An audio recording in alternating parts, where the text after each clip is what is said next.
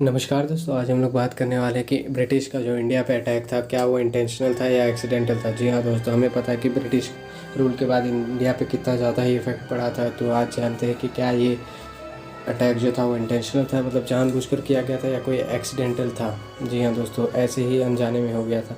और इस बात के पीछे का सोर्स है स्पेक्ट्रम बुक, जो कि मोस्टली यूपीएससी एस्पिरेंट्स पढ़ते हैं। जी हाँ दोस्तों, तो चलिए अब शुरू करें। इसके एक ऑफिसर थे जॉन सील्स, उन्होंने ये बताया था कि मोस्टली वो इंडिया पे गलती से आ गए थे, एक एक्सीडेंटल था, उन्हें बस ट्रेड करना था। और ये ट्रेडिंग कब रूलिंग में बदल गई उन्हें भी नहीं पता चला था। मोस्टली वो चाहते थे कि वहाँ पर ज़्यादा से ज़्यादा ट्रेड एक्वायर कर सके और ज़्यादा से ज़्यादा अपना बिज़नेस फैला सके।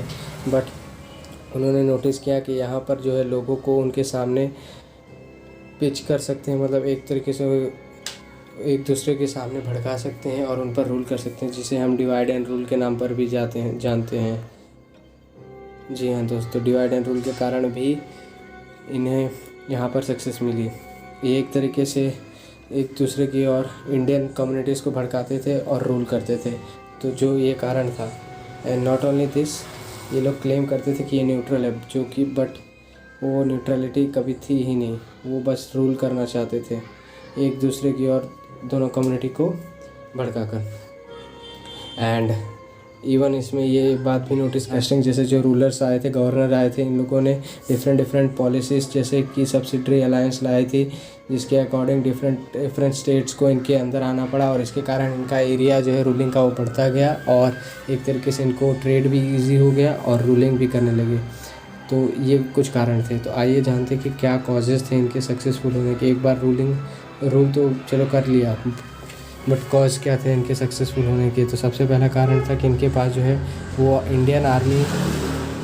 इंडियन रूलर्स की जो आर्मी थी उससे भी अच्छी आर्मी थी, और इनकी मिलिट्री और स्ट्रेटेजी ज़्यादा अच्छी थी। ये लोग हमेशा प्लान करके अटैक करते थे। मोस्टली इनके पास अच्छे खासे वेपन, कैनन्स और ये होते थे। एंड नॉट ओनली दिस, इनकी जो मिलिट्री होती थी उनको रेगुलरली सैलरी मिलता था, पे करते थे ये लोग।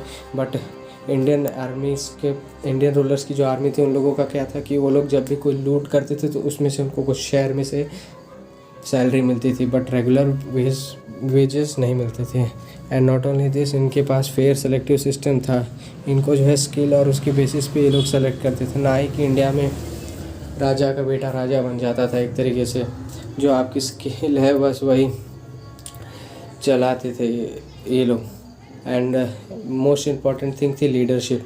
इनके पास डिफरेंट लीडर्स थे जो एक दूसरे को सपोर्ट करते थे, और इसी के कारण ये इतना आगे बढ़ चुके थे। बट इंडिया में क्या था कि मोस्टली अपने आप को ही लोग धोखा दे देते थे। जैसे कि सिराजुद्दौला को मीर जाफ़र ने और मीर कासिम ने जिस तरीके से वहाँ पर धोखा दिया था, उसी तरीके से ब्रिटिश में ये रेयरली होता था। और एक तरीके से कंपनी थी, तो इनके पास फाइनेंशियल बैकअप तो कुछ ज़्यादा ही अच्छा था इंडिया के कंपैरिजन में। तो इस सब के कारण ये इंडिया में सक्सेसफुल हो पाए इतनी